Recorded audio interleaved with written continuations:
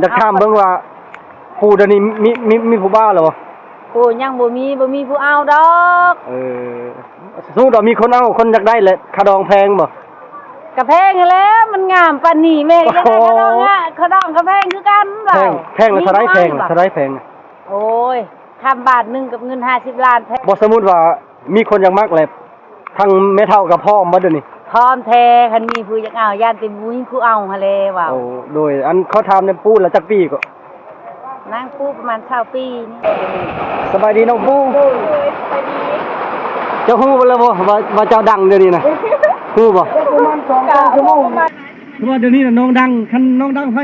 พี่แห่งดังขึ้นเลยนี่น่ะค่าดอก50ล้านกับค่าบาทนึงแล้วเพิ่นเอาไปเลยเพิ่นว่าแล้วใจสิพร้อมบ่ซำนั้นน่ะสบายดีน้องเคอบ่เบิดซองบ่บัดนี้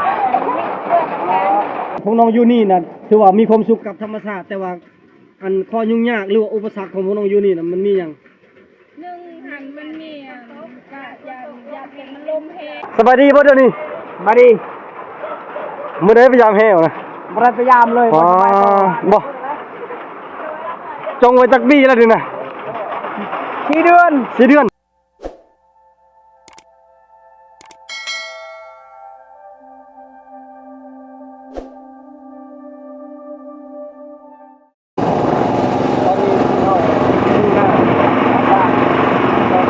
บ้านเขาที่แต่ราคาที่นั่นเขาพูดราคาซับพูดว่าอยู่หรือบอกมึงเขาจะพักนั่นมึงดงนั่นแหละหนาโมเมนต์นี้นะก็นั่นแล้วนี่แหละเราปล่อยงัวปล่อยควายปล่อยแบะเขาจะไปหาอยู่กินกระเทิงบุญแบะทางกระเจ้าเลย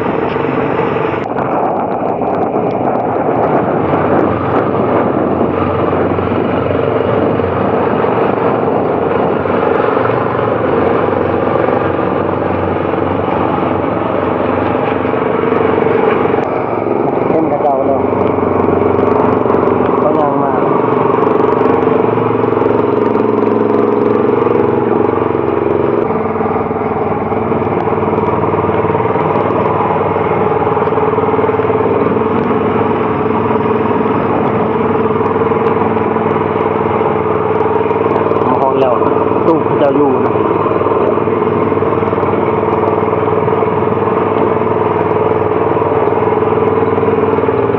นำ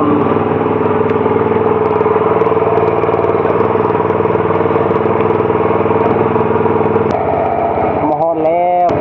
เห็นหลายคนให้บุเฮงมาหาบุเฮงหาก็มีเวลามาหาจุเพิ่นจอนพี่เลย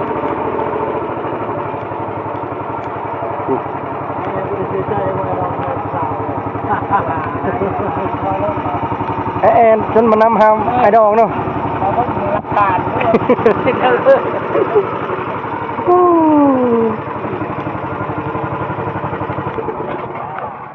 อ๋อเรียบร้อยแล้วเด็กอยู่เพิ่นก็หู้ความอยู่เลย7 โต 6 โตหรือ7 โต 6 โตตอนทำมายังดีเลยตั้งบนทางกันยัง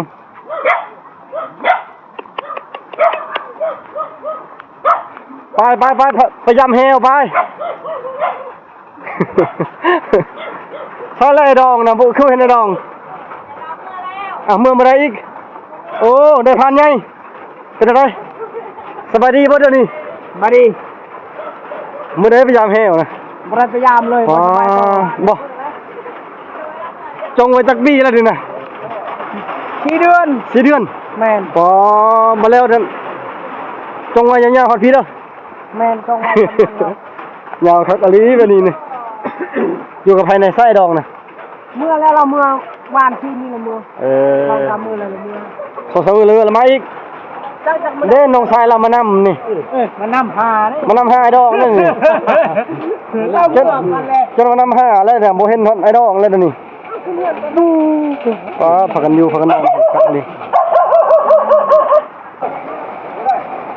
จะได้บ่ปลาเมื่อเช้านี่ได้บ่ปลาเมื่อเช้านี่ได้ยังบ่ได้มองใช้เบ็ดนี่ยังบ่ได้ใช้มองบ่ได้ใช้เบ็ดแล้วบ่มีแห้วเด้บ่แห้วก็บ่ได้ใช้บ่ได้ขึ้นเลยขึ้นยามเลย ว่าเขานี่ลมแห้งเนาะนำขึ้นไว้นำขึ้นไว้ที่ตะบูเยินไปปกรับเก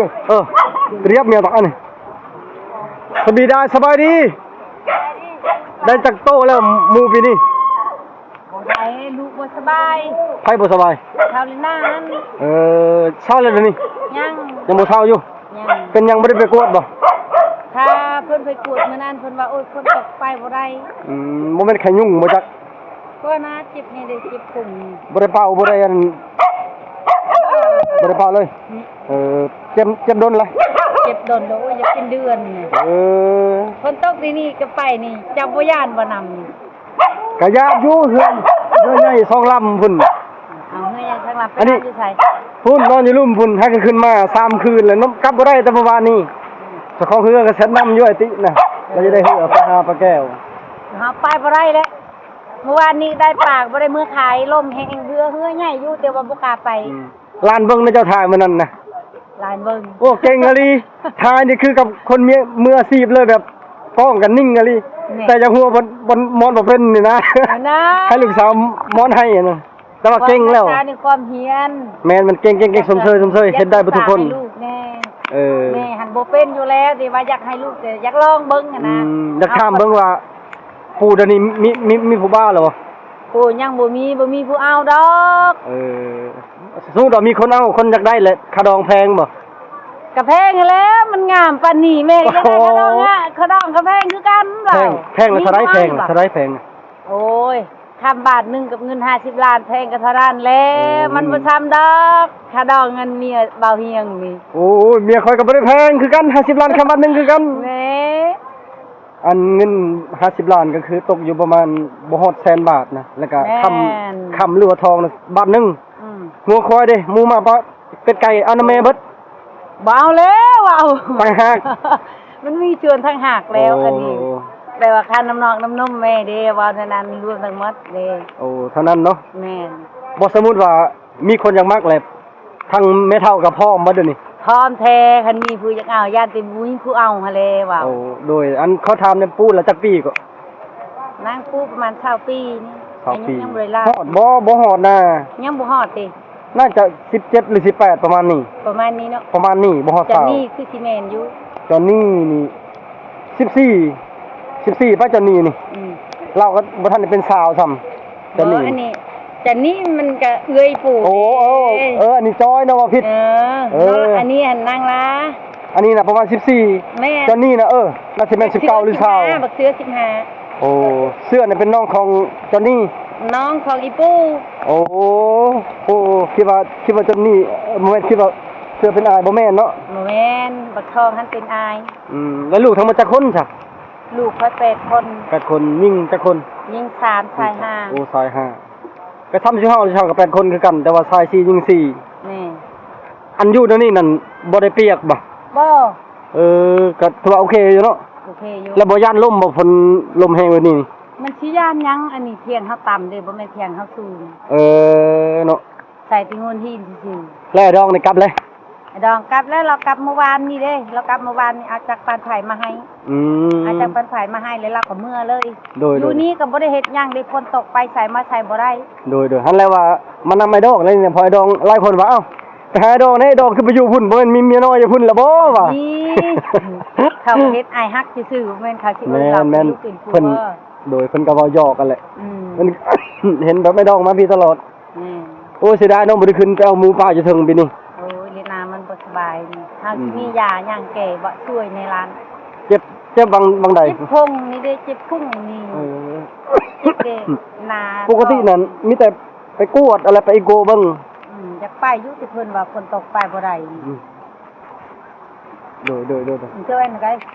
ขึ้นไปทับยาชูก่อน โอ้ยอันนี้ก็กลับสู้ๆก่อนแล้วอันอิหยังก็เจ้านี่นั่นบ่ได้มาบ้านบ่ บ่เพิ่นยังบ่สบายอยู่ โดย แต่มื้อใดมื้อยาเขามา ได้อยู่บ่เสื้อซ่อนป้าน่ะใส่ๆเลยทองจันทร์นี่ค่ะ จันเมื่อบ้าน เมื่อบ้านยังแต่เสื้อยังครบกับทีมงานเนาะ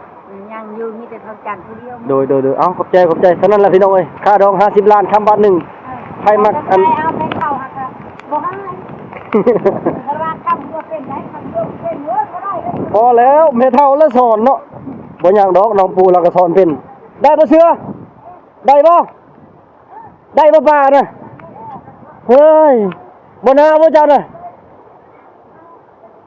3คนจอยเสือแล้วก็พุลานะไปหาสอนปลาบ่เฮียงกันยังบ่เซาไข่อยู่พี่น้องเอ้ยมาเจอแบบฝนหมดมือวันนี้แถมเสื้อกันฝนก็ขาดแล้วบ่ได้เอามาเมื่อไปเมื่อบ้านนี่ก็นอกเรือนเบิดทีที่เขาเนี่ยอันนี้คือเทียงใหม่ที่อดองเพิ่นสร้างเพิ่นเฮ็ดไว้นะ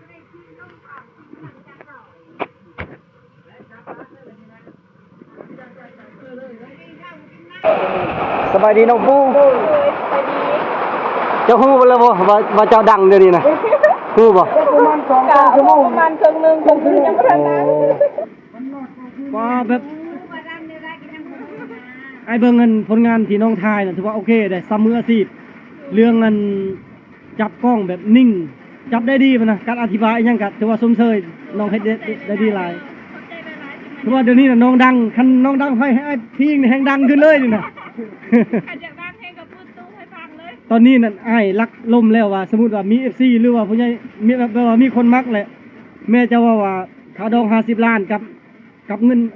แม่ละค่าดอง50ล้านกับค่าบาทนึงแล้วเพิ่นเอาไปเลยนั่นว่าแล้วใจสิพร้อมบ่ซำนั้นน่ะ พร้อมอยู่ เอา แต่อยากได้ก็มาเอาเลย ตามแม่เว้าบ่จะบ่ต่อขึ้นอีกบ่ บ่ต่อแล้วเอากำนันพอ โอ้ ต่อกับมูซ่าโตมีเงินใส่ โอ้นั่นสมมุติว่าพวกมีเงินก็จงไว้ใส่อีกบ่โอ้แล้วพอได้ก็เอาสำคัญกับแม่เว้าบ่บ่พอโอ้ต่างจะซุบซองหนึงพอบ่นั่นเบียร์โอ้เบียร์โอ้สำนั้นมื้อนี้บ่ได้ไปทางใดบ่ล่ะ ก็คนตกไปบ่ได้ บ่ลงคลิปลงใส่แต่ละมื้อน่ะ ลงพูดกับว่าน้ำท่วมมาแล้วบ่ลงคลิปหั่น ตายแล้วบัดนี้บ่มีบ่ลงคลิปบัดนี้ เดี๋ยวนี้ว่าสิลงคลิปกับเขาปิดสัญญาณแล้ว อย่าไปปีนต้นไม้ได้ฝนตกนี่ตกตายได้ บ่ปีนเพราะว่าขึ้นต้นไม้บ่เป็น อันอ้ายถามแม่เจ้าว่าอายุเจ้านี่ประมาณ20ปีอ้ายว่าบ่ฮอดประมาณ10 17หรือ18 ฮอดได้ฮอดอยู่แล้วตรงอยู่แล้ว2ปี แม่นบ่ โดย เอ้าคือ20ปีไวแท้ เอ้าแต่ว่าย่างน้อยหน้ายังน้อยคนงามนี่จ้ะ โอ้บ่คือนะบ่ฮอดนะบ่ฮอดอ้ายเว้านี่ แบบว่าอายมันก็อยู่แถวปลายอยู่นี่ บ่ แถวปลาย โดย แล้วมาคำกันคุณแม่ สบายดีน้องเคอน้องเคอบ่เบิดช่องบ่บัดนี้เพิ่นนำกันก็เดี๋ยวว่าสิแยกคนละซองเลยบ่เฮ็ดบ่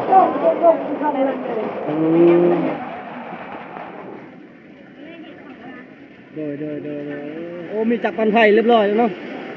ไอ้ดองเอามาจักรปันไฟปะแล้วเมื่อไอ้ดองมาอยู่พี่ติดอยู่พี่แล้วไอ้ดองก็เลยมานำมื้อนี้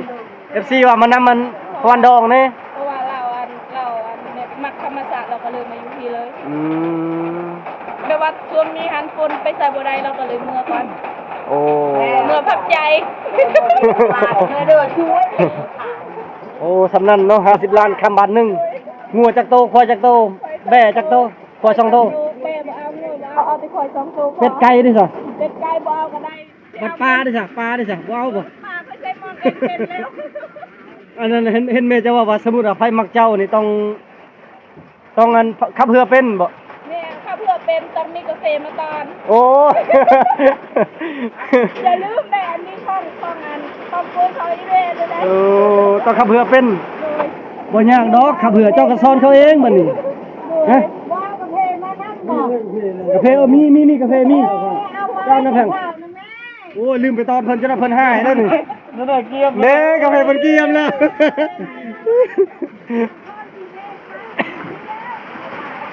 บ่ข้าวสารบ่มีบ่จักโลแบบใส่น้ำข้าวดองบ่มีบ่ข้าวสารนี่ บ่มี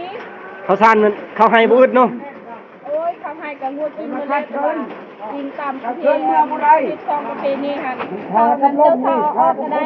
จะมาออกแต่เงิน เอ้างัวแล้วงัวไผไปกินข้าวนะ ตัวน้องกูเอง โอ้ก็ดีแล้วให้มันตุ้ยเนาะ คันที่เธอไปโทษน้องกูเองนั่นแหละบ่งัวบ่ดี โอ้ดีปีหน้าแล้วเฮ็ดกวางๆแล้วก็ปล่อยงัวใส่เอาเขาจะปรุงหญ้าเขาจะให้งัวกินดิซะกลัวพยานดี พวกเขาเป็นหญ้าเฮ็ดหญ้าเนาะขอสิกินจนหมด บอกไอ้ถามคำถามสุดท้าย โดย อันพวกน้องอยู่นี่น่ะถือว่ามีความสุขกับธรรมชาติแต่ว่าอันข้อยุ่งยากหรือว่าอุปสรรคของพวกน้องอยู่นี่น่ะมันมีหยัง หนึ่งหันมันมีก็อย่าเป็นมันลมแห้งบ่มีเหือเพราะว่าเหือมันยังบ่เพียงพอมีแต่ข้อเดียวนี่แหละก็มีอยู่เหือแต่มันใหญ่บ่อันมันยังบ่พอสำคัญอีกอย่างข้อที่สองก็คือจักยังอันนั้นจักก็ยังไม่ว่ายังบ่ทันมีจักนะจักมีอยู่จักใหญ่แต่ว่ามันติดๆบ่ๆหั่นนะ ความหมายก็คือแบบอุปสรรคก็คือแบบว่า แม่น เพื่อนน่ะมันน้อยและจักมันก็อยากว่าเก่าแน่ โดย และเวลาเอาได้ปลาเอาไปขายเกงลีนก็ยาก โดย และอันเที่ยวเมื่อบ้านเมื่อซองก็ยากประมาณนี้ โดยแม่น อ๋ แล้ อ ว โดยอันอื่นมันโอเคมันเนาะเรื่อง โอเคอยู่ เรื่องการอยู่การกินน่ะก็โอเค แม่นโอเคอยู่ เอาขอบใจน้องคือว่าพยายามต่อไปแต่ว่าน้องนี่เก่งแล้วเก่งเห็นเลยขอบใจอันนี้นะอุ้ยไม่ได้สิเทนวดนี่จงไว้เทนวดก็ให้10,000ไปเศร้าไว้พาขึ้นพูนี่เด้อไม่ได้เศร้าเลยบอกเด้อเขาฮู้แล้วเจ้าบ่ขึ้นพูนี่เจ้าตุ้ยเจ้าบ่ไหวแล้วนี่น่ะ ครับอันนี้บนนอนต้องมาเตะ1 2 3 4 5พากันนอนนี่ว่าโอเคนี่อันนี้เห็นยังอันนี้ยังให้ไพ่เลยนี่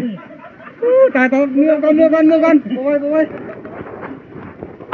เอาสำนั้นแล้วพี่น้องเอ้ยบ่เฮียงก็มาหยอกมามวนนำพี่น้องเลยพี่น้องก็บ่เป็นทุนผู้ไก่นะก็เป็นคน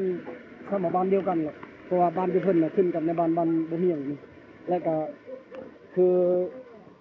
อันอ้าวของบ่เฮียงนี่เอาน้องของมันพ่อปู่นี่เอาขโมยเหี่ยมเอาน้องสาวของพ่อปู่นี่ก็คือแม่ของนางเคอหั่นก็เป็นเมียของอาโบเฮียงแต่ว่าเมียโบเฮียงอันนั้นวะ ว่าผิดเอาของโบเฮียงเสียแหละพ่อของปู่แม่ของปู่ก็กลับมาอยู่นำอายคือเก่าแบบนี้น่ะประมาณนี้พี่น้องก็เป็นพี่น้องเฮานี่แหละเฮาก็เลยแบบรู้จักซึ่งกับเพิ่นอยู่ดีแต่ว่าคันมีเวลาได้นี่เฮาก็พอมาเยี่ยมมายามมาถามข่าวมานี่พี่น้องสำหรับคลิปวิดีโอนี้ก็ขอจบมาเพียงเท่านี้ก่อนอื่นก็ขอบใจทุกคนที่เป็นกำลังใจให้ผมอย่างพาไปประจำในพี่น้องเด้อขอบใจ